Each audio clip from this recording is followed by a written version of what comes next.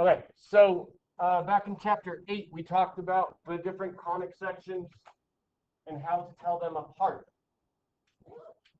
There are 4 types of conic sections: parabolas, hyperbolas, ellipses, and circles. And really, that's the order that you're thinking about. Ellipses and circles, it doesn't really matter. But the key for a parabola is that it has either an x squared or a y squared, but not both. One of them's missing. It's missing one of them.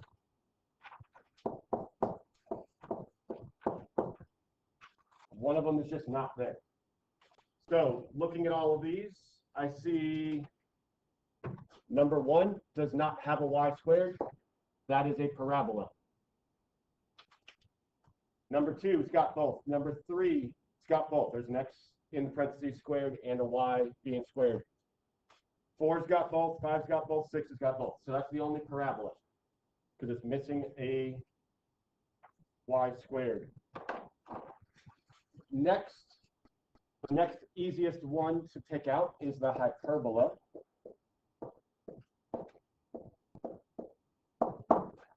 Which one of those two, either x squared or y squared, is going to have a negative in front of it. One of them's negative. One of them's negative. Negative x squared or a negative y squared. One of them is negative. Not both, just one of them. So number 2, they're both positive. Number 3, that negative right there goes on the y squared, which means that is a hyperbola. 4, both positive. 5, both positive. 6, we got a y squared and a negative x squared, so that is a hyperbola as well.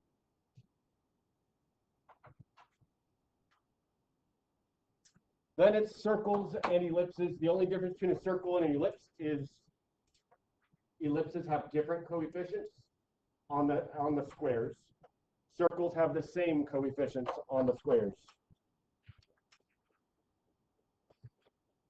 So circle is x squared and y squared have the same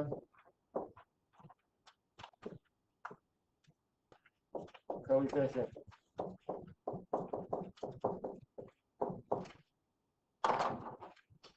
Ellipse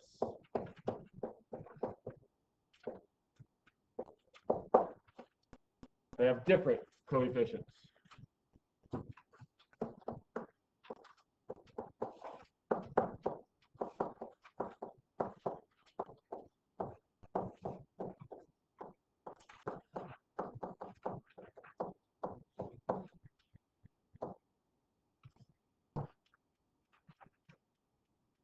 So number 2, x squared and y squared. We got a 9 and a 25. Those are different. That's an ellipse. Number 4, x squared, y squared. They both have an invisible 1, which means it's a circle. Number 5, actually, this is just straight up the way that we write ellipses. It's got the plus, so that is an ellipse in standard form instead of general form.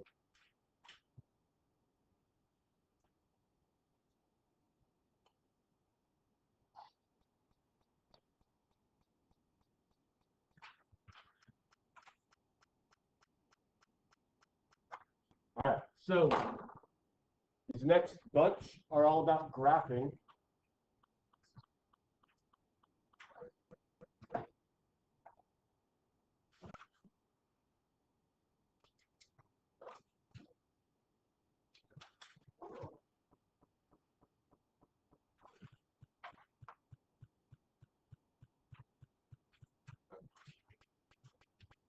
Identify the vertex and intercepts. So it's also a good idea to know what we're about to graph. Looking at number 7, I see an x squared. I don't see a y squared. That means it's a parabola, which really means this is an algebra 1 problem because y equals x squared minus 2x plus 2 is something that you learned how to graph way back then. I taught you a couple of different tricks this year. But it really comes down to finding the vertex and graphing it. So to find the vertex, you can use that formula, negative b over 2a, unless it's in vertex form like the other one, and you don't need that formula. So that'll be negative 2 over 2 times 1.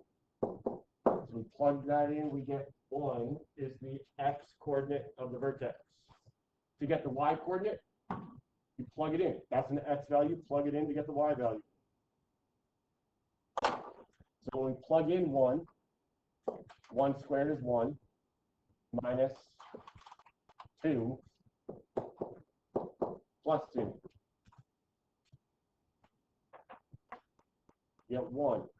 So the y value of the vertex is 1. So our vertex is 1, 1.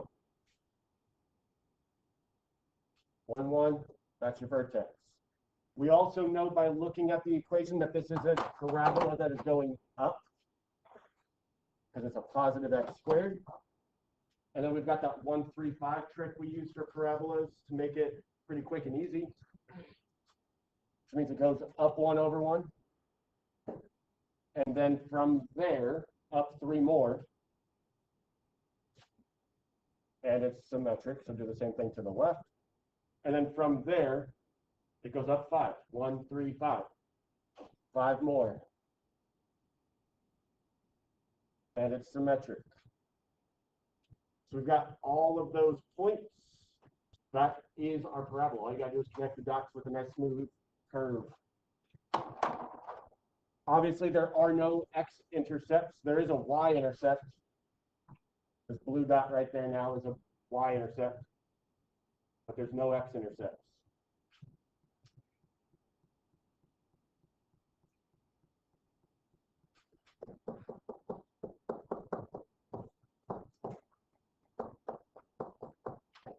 The y-intercept is 0, 2. Oh, not 2 as a comma.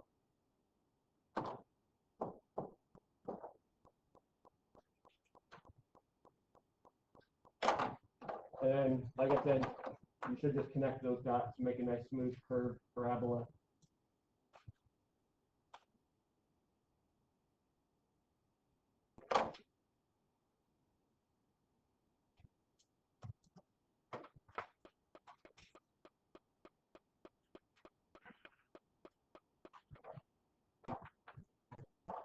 Same thing over here, but it is in vertex form, or even though it's x equals. So our vertex comes from directly from these two numbers. The one that is in the parentheses with the y is the y coordinate. So, and remember, in parentheses means it's backwards. So subtract 2, minus 2 is your y coordinate. Opposite. And that means the x coordinate is negative 6. You just have to pay attention to how they are grouped with the variables, because that tells you which spot they go in your vertex. So negative 6, negative 2 is this point right there. And it is a parabola, so we're going to use the 1, 3, 5 trick. Except it's x equals, which means instead of up or down, it's either left or right. Left being negative, right being positive. And this is positive. You can see there's not a negative in front of the square. So it's positive, so it's going to the right. The parabola is going to look like a C, except a parabola. It's going to go right 1, 3, and 5. So start by going 1 to the right and use the symmetry. Then go 3 more and use the symmetry. Then go 5 more. Use the symmetry. And then if there's room, go 7 more and use the symmetry again. There is room.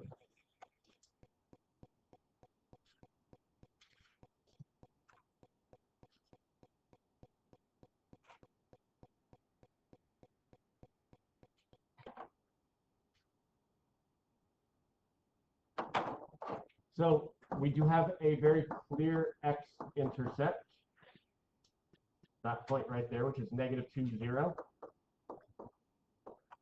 We have two y-intercepts, which I'm just going to approximate from the graph. We're not going to actually solve it out and get perfect answers.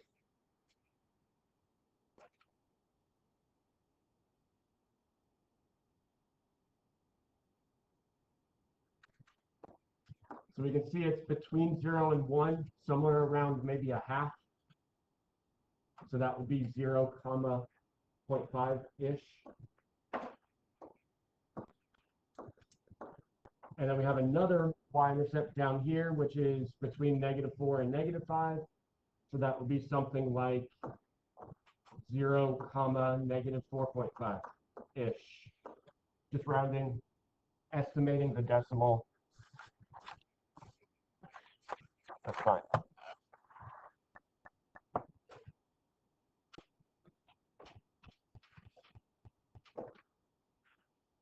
All right, number 9. It says identify the center and radius, which gives us a bit of a hint as to what it's looking for or what the graph should be. But we know what the graph should be just by looking at the squared terms. Positive x squared and a positive y squared with no coefficients, which means they have the same coefficient of 1, which means this is a circle, which means clearly we just need the center and the radius, because once we have that, then we just draw the circle. So to get the center and radius, we are going to rearrange this so we can complete the square. So we're going x squared minus 8x blank, and then the y squared plus 6y plus blank equals -9. Complete the square, which means we're doing the perfect square underneath. Inside those parentheses, we get b divided by 2. So -8 divided by 2 is -4. And then we square it. -4 squared is 16. That fills in our blank. Do the same thing with the y. Half of 6 is 3. 3 squared is 9. Fill in the blank. Now, to get what's on the other side of the equals, we need to make sure we keep the equation balanced. So since we added 16 to the left, the green number, we also got to add 16 on the right.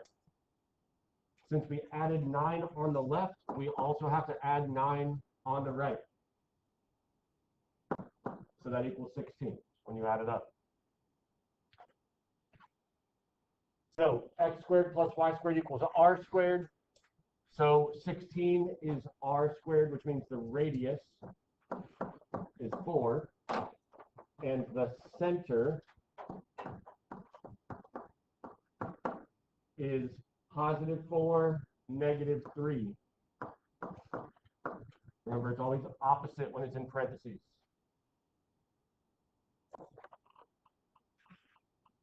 So start at 4, 3.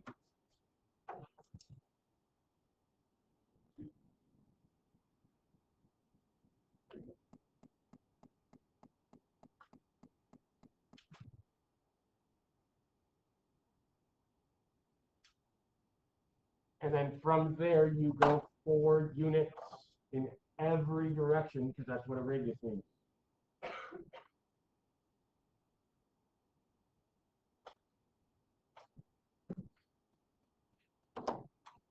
1, 2, 3, 4. 1, 2, 3, 4. 1, 2, 3, 4. 1, 2, 3, 4. So those 4 points turn it into the best circle that you can.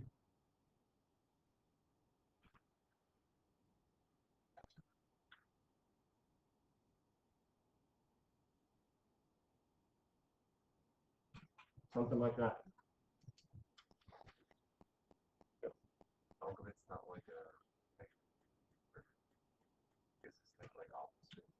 It is. Oh, I didn't change the sign. Good catch. Since that's +3, this should have been -3. I drew it on the wrong side. So it should have been right 4, down 3. 1, 2, 3, 4. 1, 2, 3.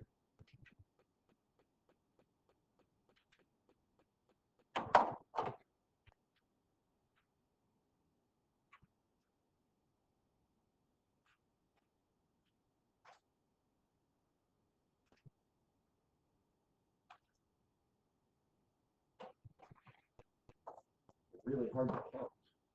1, 2, 4. 1, 2, 3, 4.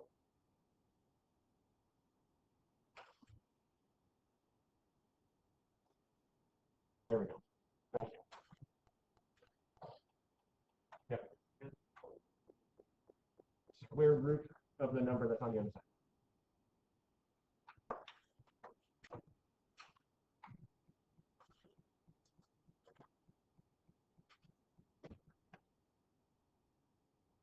All right. Center, radii, and foci. So this must not be a circle. Because it says more than one radius. It also says foci. More than one focus means it's actually only, well, we didn't talk about a focus on the hyperbolas, but they do technically have them. So this is going to be an ellipse though, because it has radii and center and foci. But most importantly, because we can see that it's a positive x squared and a positive y squared. So to graph number 10, there are no numbers in parentheses with the x and the y, which means the center is 0, 0. There's no numbers in this. The x radius comes from the number underneath the x, which is 25, which means the radius would be the square root of 25, which is 5. And then the y radius is the square root of the number underneath the y. So square root of 36 is 6. So our center is 0, 0. Then we go x radius 5. So left 5, right 5.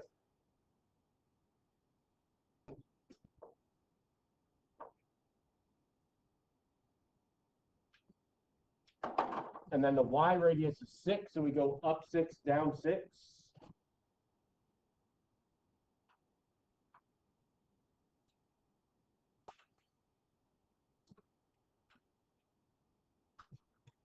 And that's our ellipse. We could draw it.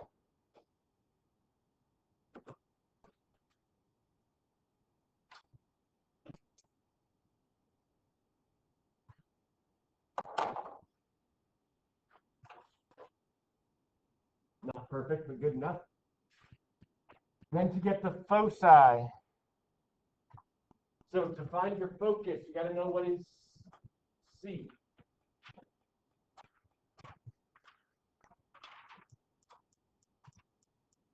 To find your focus, you need to know the number C, the value of C. C squared is a lot like the Pythagorean theorem, but not quite. C squared equals A squared minus B squared.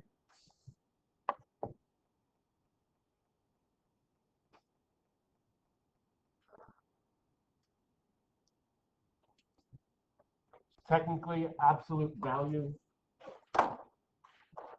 so we don't get any negatives or anything like that. So if you want, you can include those absolute values. Doesn't really matter. You're just subtracting them. So 25 and 36 are those two numbers. So if we did 36 minus 25, that is C squared. So C squared is 11, which means C is a little bit more than 3, because the square root of 11 is 3 point something.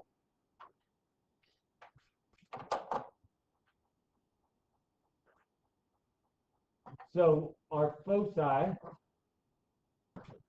go along the longer radius, whichever one's longer, that's the direction they go.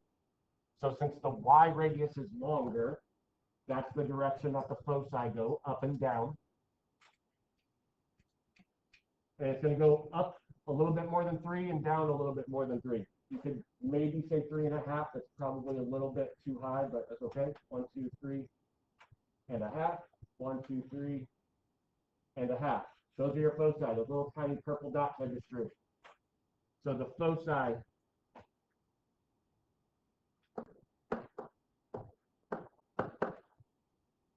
x coordinate is 0, and then the y coordinate was like 3 point something. Maybe you want to say 3.4, round it down a little bit because we know it's not quite 3.5. And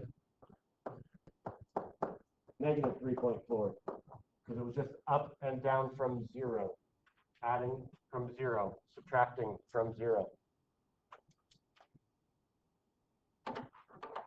If I remember correctly, though, the test does not actually ask for foci. Just wants you to graph it on the center and radius.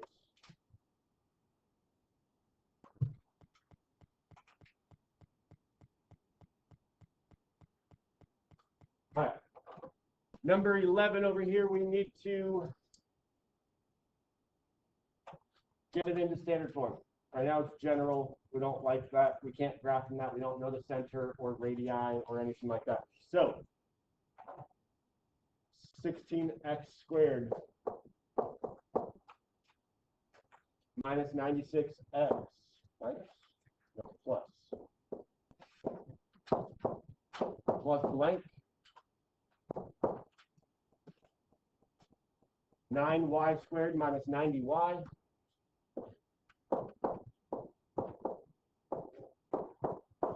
plus blank equals 200 something negative 225.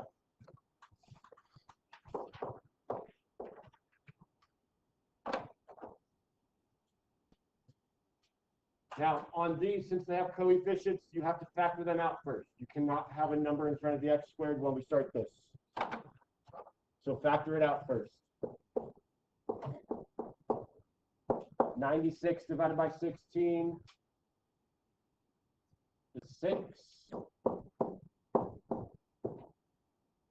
Same idea here, factor out the 9.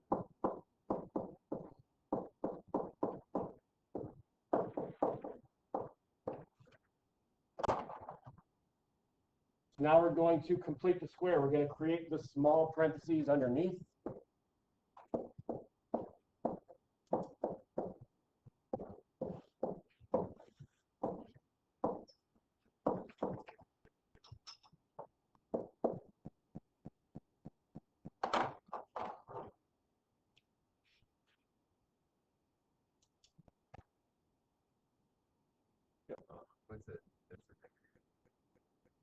I just got a little ahead of myself.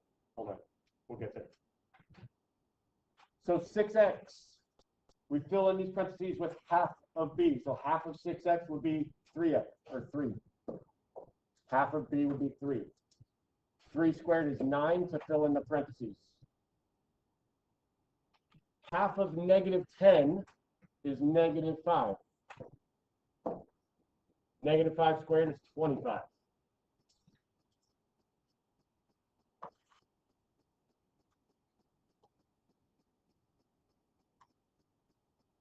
Now we have to keep the equation balanced. This is probably the trickiest part of the completing the square.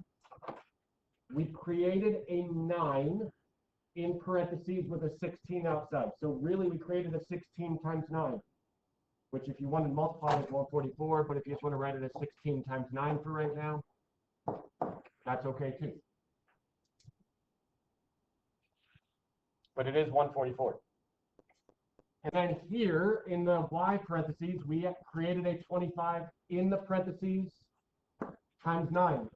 So 9 times 25 also needs to be added.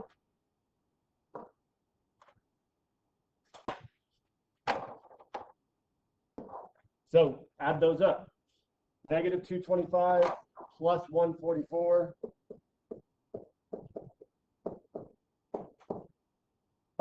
plus 225. Oh, that makes easy math, which is good because chapter 8 is no calculator. So the math should be fairly easy.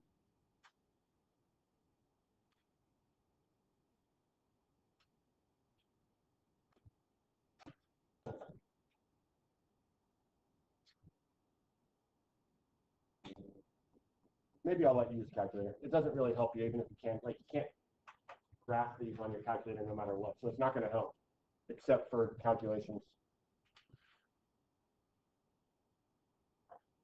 So that's 144.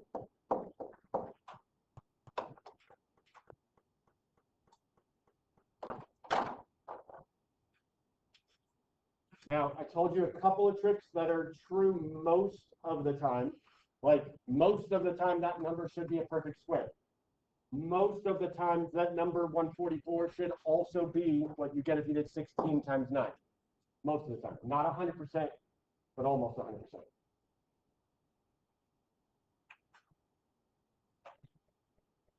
So to finish this off, we need a 1 on the right side. We need a 1, so we're going to divide by 144.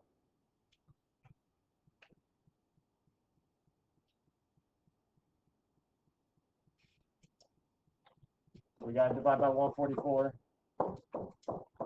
throughout the entire equation and reduce. That's why it's useful to know that those front two numbers usually multiply to be 144. You can't figure out what that's going to reduce to, just look at the other coefficient. So x plus 3 squared over, that's going to reduce to 9. Then we got y minus 5 squared over 9 over 144 is going to reduce to 16 equals 1.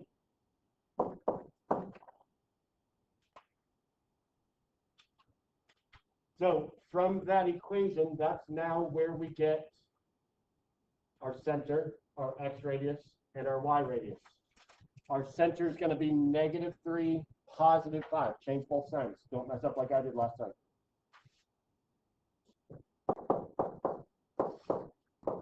-3, +5.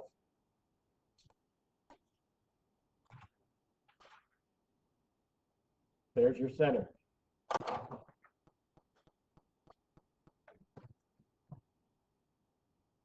Your x radius comes from the 9, so square root of 9 is 3. X radius is 3. Same thing for the y, square root of 16 is 4. So the x radius is 3, the y radius is 4.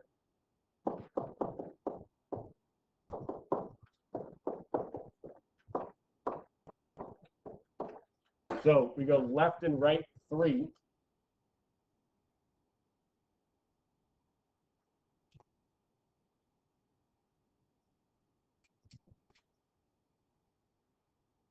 Up and down 4.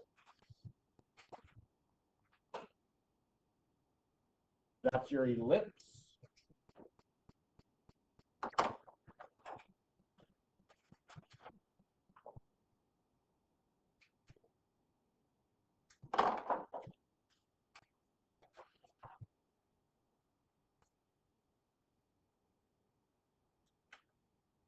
To find your foci, we need to know C. Not the C that I wrote up here for center.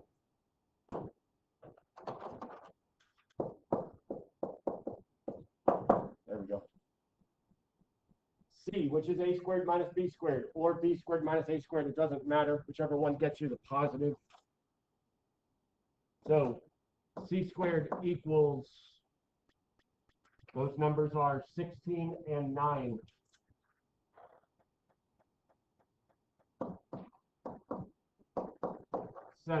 So c squared is 7, which means c is like 2 point something, maybe 2.8-ish. 2.7, 2.8, I don't know, maybe 2.7. It's around there. Doesn't have to be perfect. So from our center, our focus, each focus is 2.7 away. The longer radius direction. So this one goes up and down more than it goes left, right? So the focus is going to go up and down 2.7. So about there. And about there. So your foci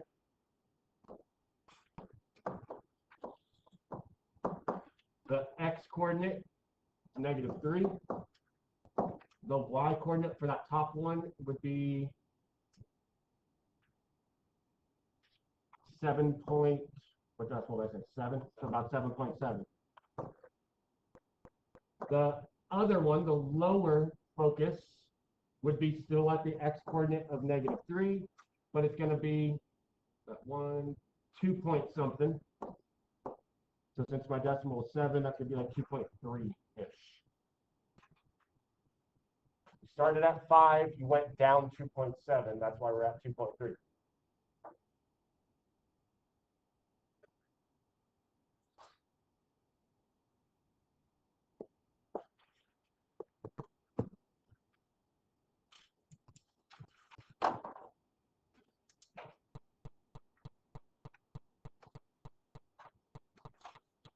All right, last couple of graphs.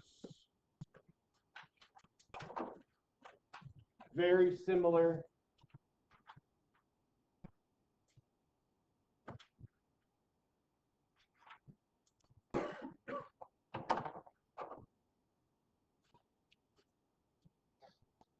Now, on number 12, the most common issue that students have had with this is that little negative sign kind of blends in with the fraction. So make sure you see it. There's a little negative in front of the x squared. Once you see it, you're good, but sometimes you don't see it the first time you look at that problem.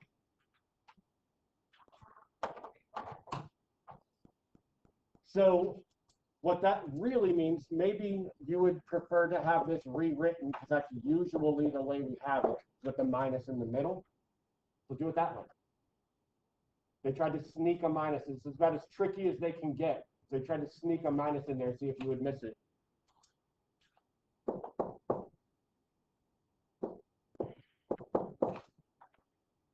So as long as you see it, you're good. So since there's a minus, that means it's a hyperbola.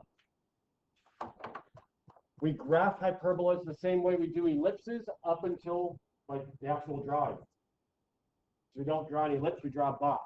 So the center is 0, 0. There's no number with the x and there's no number with the y. So it's 0, 0. Your x radius comes from the 36. So you go left and right 6.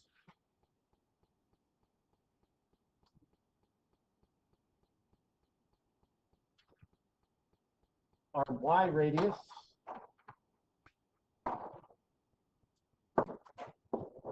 comes from that 16 right there. So it's 4. Square root of 16 is 4. So we go up 4, down 4. Now, instead of drawing an ellipse, because it's not an ellipse, we draw a box.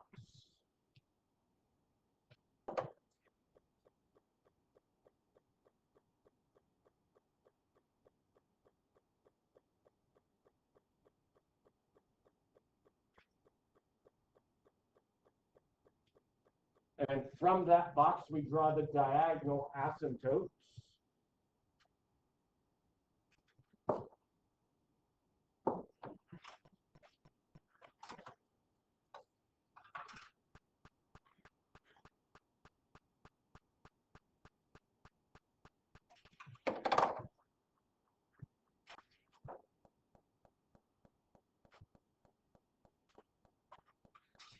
So if you prefer highlighters or something, make sure you've got a highlighter for these.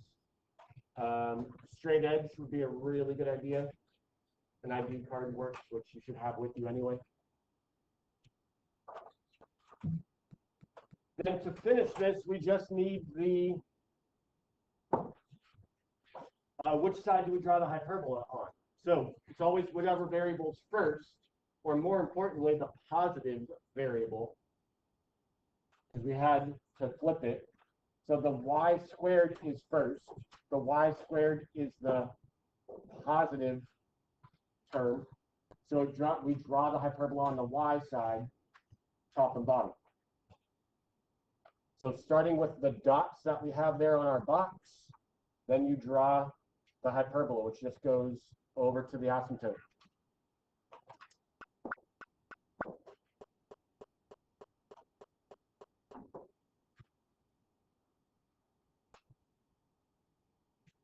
something like that. How do you know if you're supposed to go out like that to the side? The positive variable.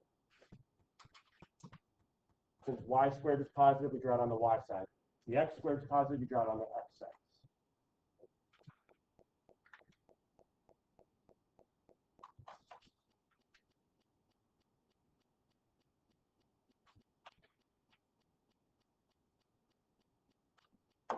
All right. Number 13 is not ready to be graphed. You have to do all that completing the square stuff. So we're going to arrange it starting with 36x squared.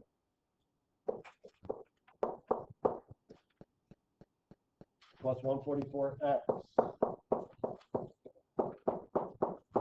plus blank minus 25y squared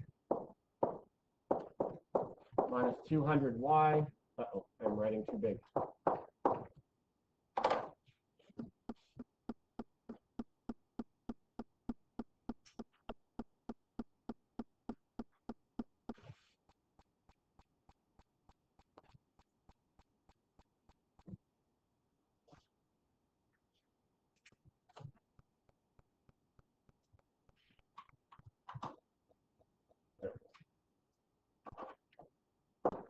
Equals, that's a big number, 1156 added to the right side.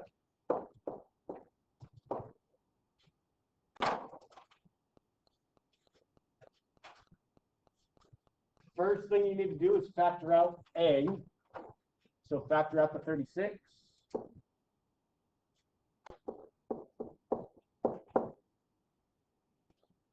Uh, 4x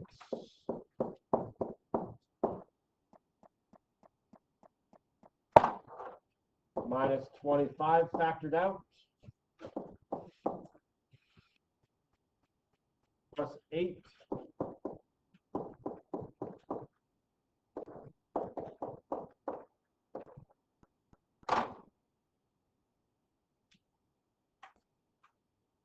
do the completing the square.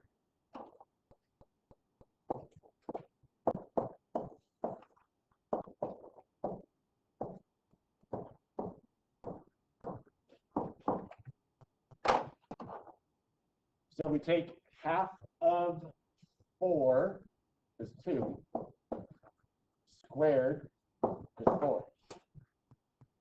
And then half of 8 is 4, squared 16. Now keep the equation balanced. 4 times 36, 144. We got to add 144 to the right. And then negative 25 times 16 is, let's see, 4 times 25 is 100. So 400 minus 400.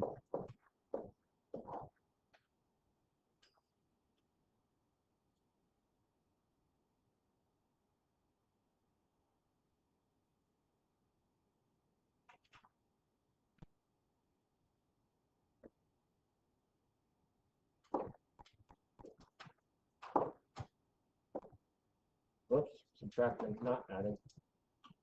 Not 400. Let me do that again. So add these up, that's 1200 when you do the adding. 1200 minus 400. Is that 800? No, it's 1300 minus 400. That's good, because it needs to be a perfect square, usually. Usually a perfect square.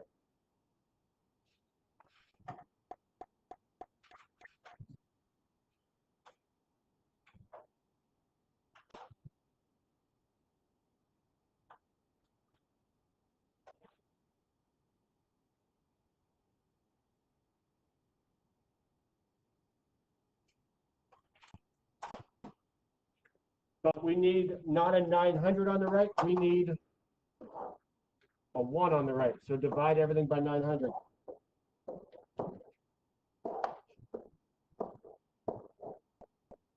we said usually those coefficients will multiply to equal that big number on the right. 36 times 25 is actually 900. So usually that works out, and it did.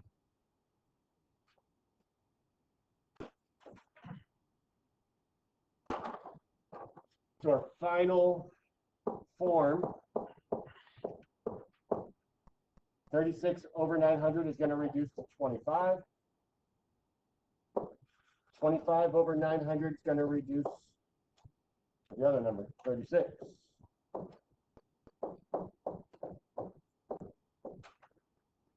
Equals 1.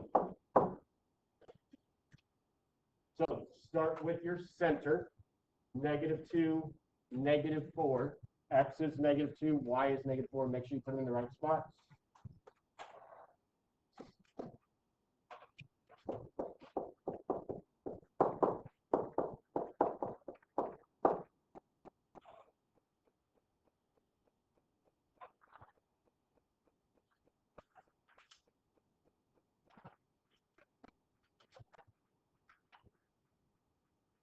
The X radius is 5, the Y radius is 6.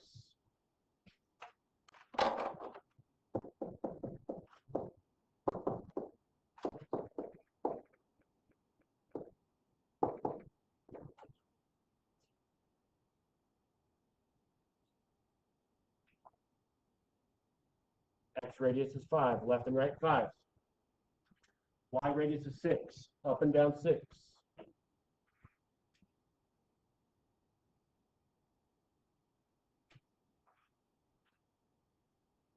It's a hyperbola, so make sure you draw the box and not the ellipse.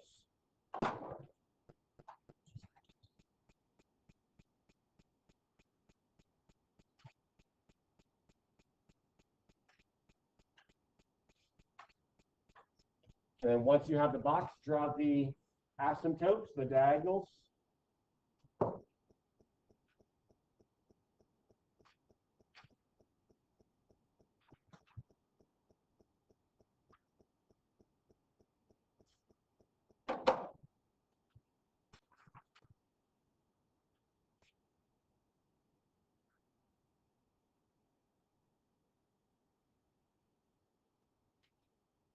And then draw your hyperbola on the correct sides. Since the positive variable, the positive squared variable, was the x, it's on the x sides, left and right.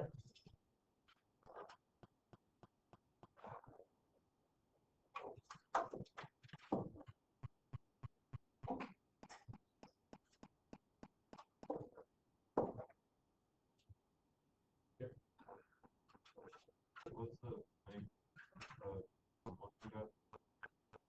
The 2 and the 4. What was the point of going back? Squaring them to make it work? Because, so we have to do that because the main goal is that this x squared plus 4x plus 4 needs to factor to be a perfect square. So whatever that number is whatever would make this be a perfect square. So it could be the same number squared. Also, why did we change the x? It's, you change them both. Whatever's in the parentheses, that's always opposite. Because your shifting is backwards when it's in parentheses. All right, that's chapter 8. There's a couple review questions here. This one I think in particular is from chapter 7. So just a quick review. It'll, if it's on this review packet, it'll probably be on the test as well. And it'll definitely be on the final. So if we know that 2 is a root, that means we can divide it. And since it's just a 2, you can do synthetic. Coefficients, nothing's missing. It goes, we've got every term there. So our coefficients are 1, -8, 14, -4. Synthetic division is add and multiply in a V pattern. Add straight down, multiply in a V pattern. Add straight down, multiply in a V pattern. Add straight down, multiply in a v, no remainder, which is to be expected because we're told it's a root. That means it shouldn't have a remainder.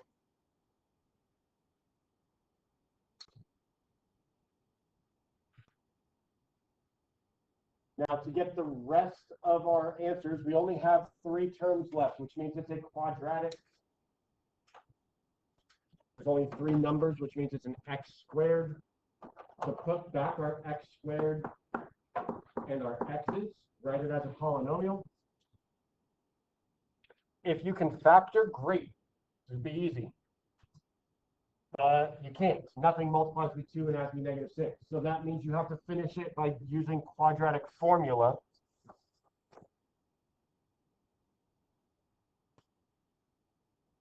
You have the other 2 answers. One of our answers is 2. We already know that. We knew that before we even started. It told us one of the answers was 2. The other answers are hidden in quadratic formula. So -b plus or minus the square root b squared.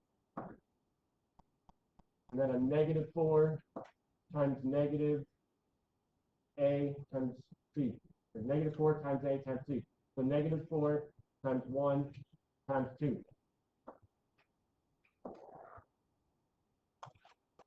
All over 2a. Gotta know quadratic formula.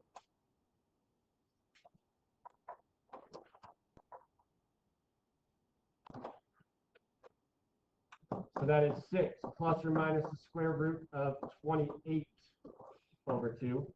Square root of 28 can be simplified because there's a 4 in there, a perfect square.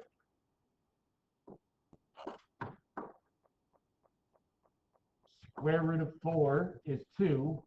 Square root of 7 is square root of 7. So 6 plus or minus 2 square root of 7 all over 2. And then since everything can be divided by 2, you need to do it. The 6, the 2, and the 2. Reduce the entire fraction, leaving the square root piece alone. You can't touch that. But everything else, the 6, the 2, and the 2 reduces. So 6 divided by 2 is 3. 2 divided by 2 is 1. And then our denominator is gone.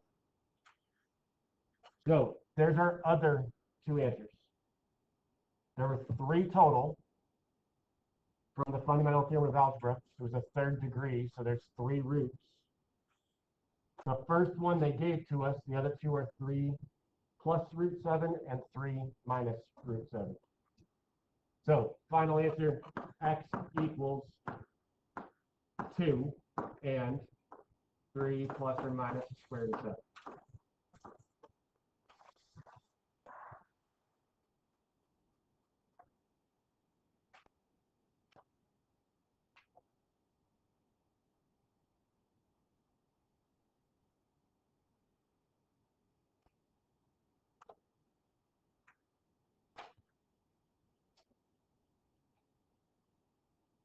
All right, last one on chapter 8 paper.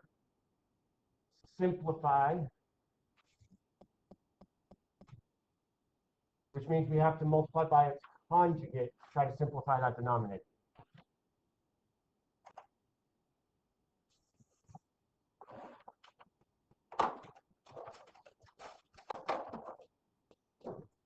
So conjugate means change the end. Change the 3i to a -3i.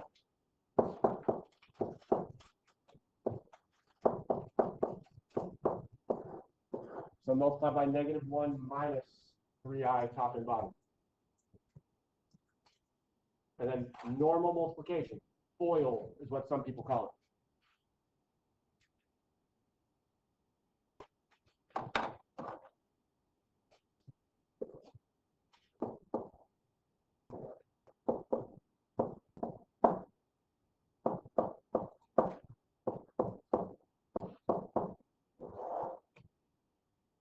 For the denominator, those are conjugates. Save yourself some work remembering the conjugate trick. You only got to do the front times the front and the back times the back. Front times front, that's 1. Back times back, that's -9 I squared. as their constant.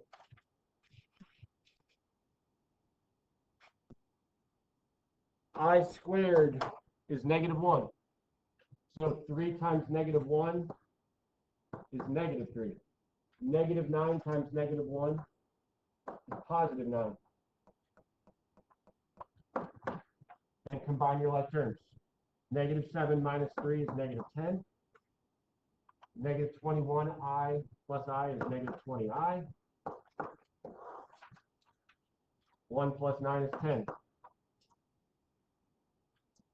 This reduces just like the last problem, the quadratic formula one. Everything can be divided by 10, so do it. Divide everything by 10. The denominator is going to go away, and we're going to get -1 minus 2i. That's your final answer.